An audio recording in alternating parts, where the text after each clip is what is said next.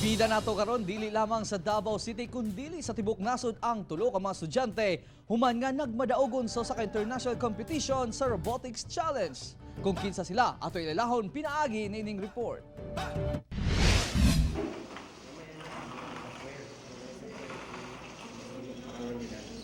Mao kini ang winning moves sa mga assembled robots nga nakapadaog sa tulo ka mga estudyante gikan Davao City sa STEAM International Robotics Challenge sa nasod China.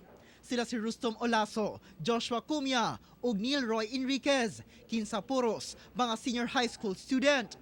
Pinaagi sa pagiyak kanila ni Coach Harold Verbal na palambo nila ang ilang kahibalo sa robotics nga may resulta gayod sa ilang kadaugan.